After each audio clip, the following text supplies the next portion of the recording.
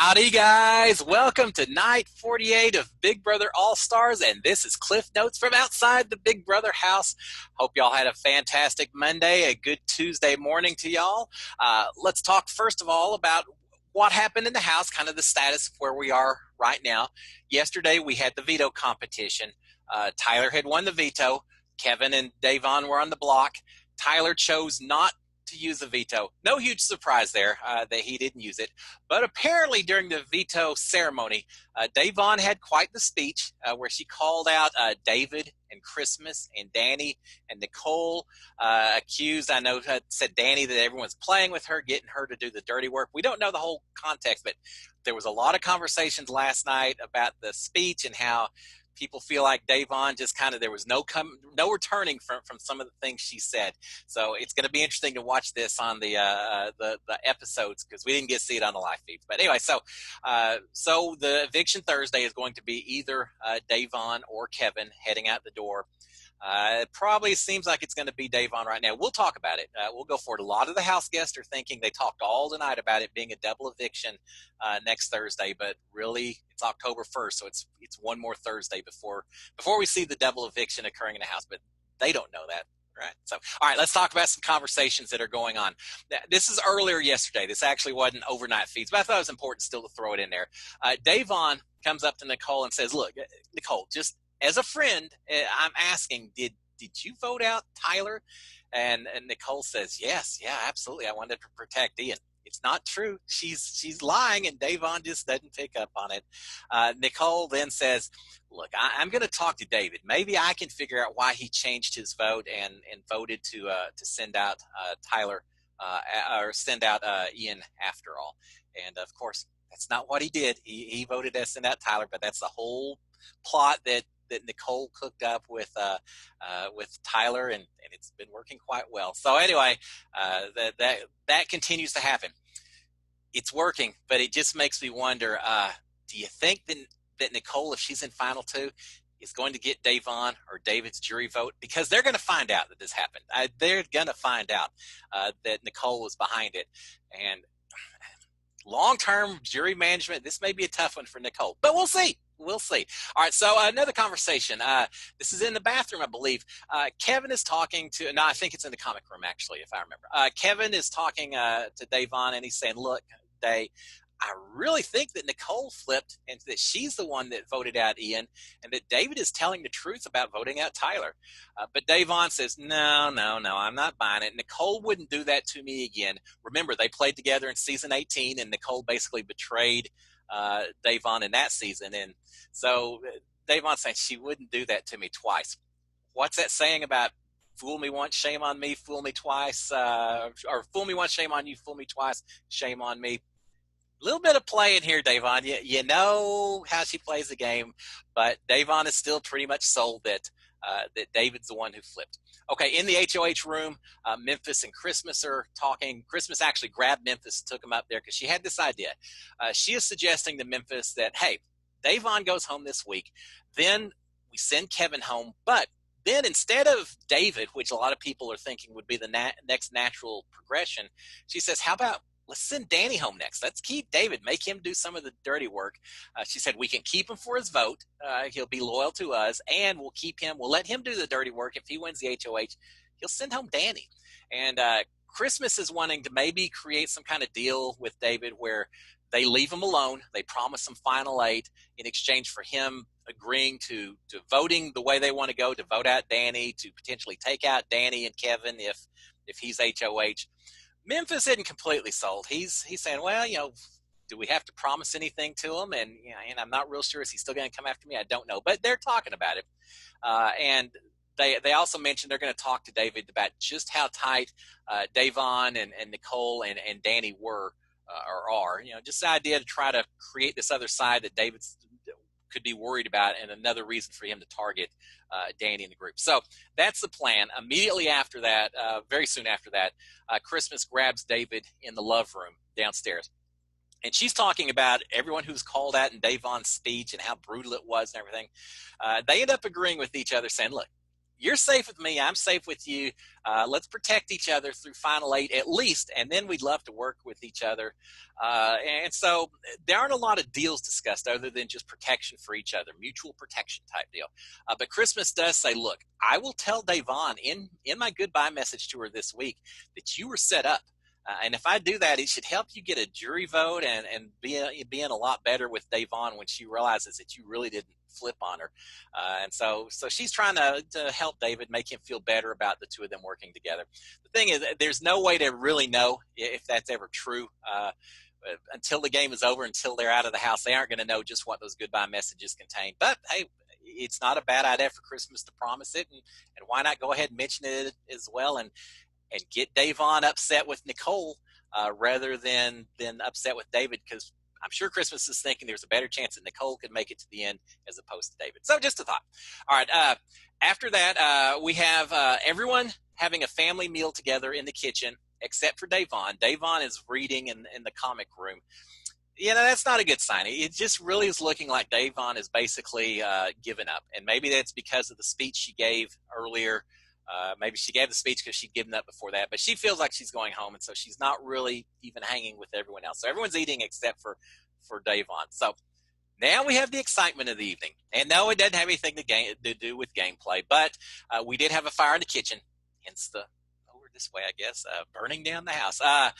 Didn't get that bad, but David put a bunch of frozen fries into a pot of very hot oil, which overflowed, spilled the oil out on the cooktop. And when that happened, caused a small fire. You can see the picture, something like this. But it certainly panicked everyone that was in the house. Cody grabs a fire extinguisher. He's trying to read the directions on how to activate it. Memphis goes over, just grabs it out of his hand, pulls the pin, puts it out very calmly. So Memphis got it taken care of. But that was the excitement for the night. The house was on fire. The kitchen stove was on fire for a minute. Looked like something from an episode of the Sims computer game. All right, I'm rambling. All right, so in the comic room, Davon and Kevin are talking. Kevin is saying, now, I think this is an important conversation, guys. This is a big point. This is one of the main ones I picked up from the night. David is saying, look, when the final six, when we get to the final six, floaters are going to thrive because everyone's going to be going after bigger targets within that six. They're going to go after themselves.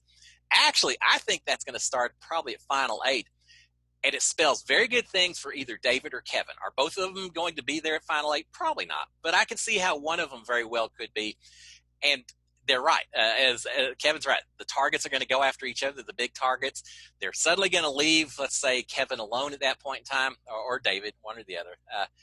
I see a path to towards the very end for these guys, because suddenly there's going to be much bigger targets that people are going to be after. So I think that was a very good analysis by Kevin. All right, in the bathroom, Danny and Nicole are talking. Nicole wants to go to bed before Davon comes in and quizzes her yet again about whether or not she voted for or against Ian. Now, here's the thing.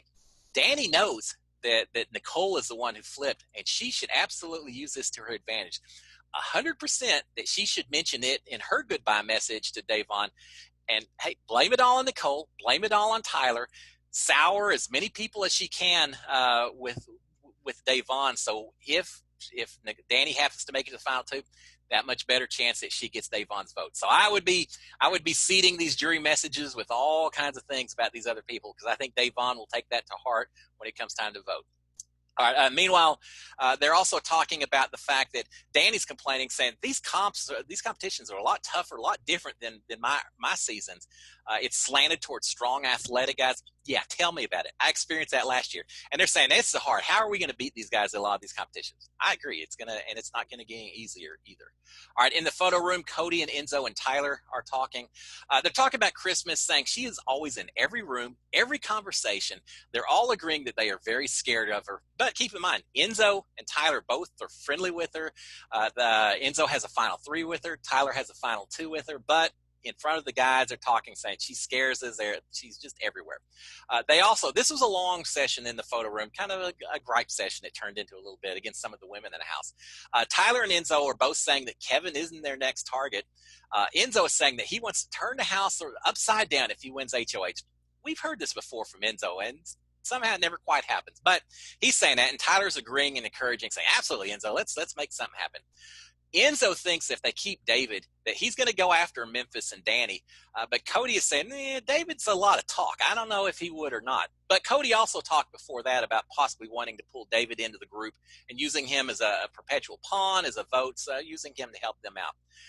Cody mentioned, all right, now this is interesting. Cody mentions the lie that Davon and Kevin had come up with yesterday, that David maybe got a little tipsy, spilled the beans that he wanted to create a 4-4 tie with the last of the week's vote. So apparently it was discussed at some point in time, but it just didn't have any effect. The veto wasn't used. No one acts that upset about it. So, whatever. It is what it is.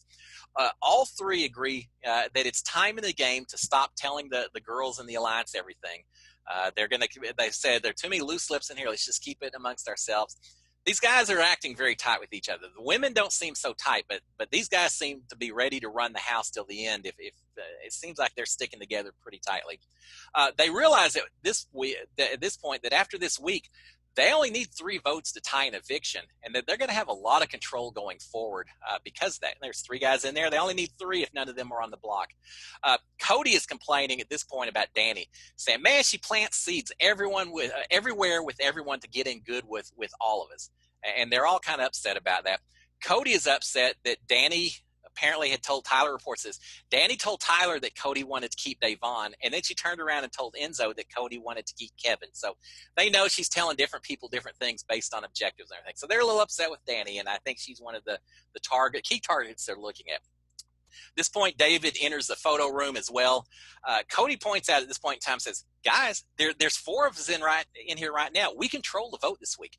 4 votes decides whether Kevin or Davon goes home. So what are we going to do? Well, they never really talk about it. They don't decide. But I do think that this comment really is showing that there's the passive support of needing the support from the women in this house, that they're starting to think if they act as one, they can pretty much run through the rest of the season together. So the women better be careful, because that could be a dangerous little grouping here right now. All right. Meanwhile, while they're having some of these strategy talks and gripe sessions in the bathroom, the girls, the women have been talking about childbirth, all the after effects of childbirth, a lot of other things that the guys have no desire to go into the bathroom and participate in the conversation. I know Enzo keeps saying he wants to brush his teeth, but he's afraid to go in the bathroom. Someone else has to go to the bathroom, and they're afraid to go in there. So it's pretty funny, them just saying, nah, we're not going in there. There's no way, no how. All right. Meanwhile, a little bit later, Christmas scares Nicole and Danny and Cody in the have-not room. They were talking about the fact that apparently when she's asleep, if someone walks near her bed, she'll pop up still asleep, but she'll sit up because she feels their presence. So they try to sneak into her room because she's asleep to see if she'll actually pop up. And so it's dark while they're walking in there. Just as they get close to her bed, she pops up and yells and scares them, and they're all laughing about that. It's pretty funny. All right, so finally, this is a conversation in the have-not beds. The lights are all off. Cody and Christmas are the only 2 have-nots this week. And they're up there just talking about a bunch of different things. But they're talking about David at one point, and they're saying, look, he just doesn't talk to people. They're both saying they tried to work with him. They tried to help him. Cody's saying, I've told him he needs to be talking to people more. When he got put up on the block by was it Christmas? He never, or Danny, he never went and talked to her afterwards, and he just needs to do more talking and everything. And they also say the problem too is Davon has never been friendly to him. He's spending so much time trying to work out something with her, and it's just not working. So a little bit of conversations about David and how they think he could help his game a little bit. They're also complaining about how much Davon fact checks everywhere in the house. Every comment that's made, she immediately goes in and fact checks everything. They also talk about they think something is up between Danny and Davon, based just on how hard Danny is trying to keep Davon in the house with the vote even now. It seems like Danny is Davon's biggest champion at this point in time. The problem, as I mentioned before, Davon seems like she's checked out just a little bit. She thinks she's going to go home, and so it's probably going to be for naught, but we shall see. They're also still very confused about why Danny put up Tyler in the first place. They can't figure out, was it really just spur of the moment screw up, or if there was a plot. there was a little bit of a plot. So that's a conversation. Nothing too deep, just them sharing some thoughts here and there about different people in the game and everything else. It just shows when there's two people in a room together, there's all kinds of information that can be shared. All right, so guys, tomorrow, I don't know if they have I think they have the backyard for a little bit more, but Thursday will be the next big competition or the next big event with the eviction. So we'll see what happens there. Y'all have a fantastic Tuesday. I will be back in 24 hours Wednesday morning. We'll talk about anything that occurs overnight tonight.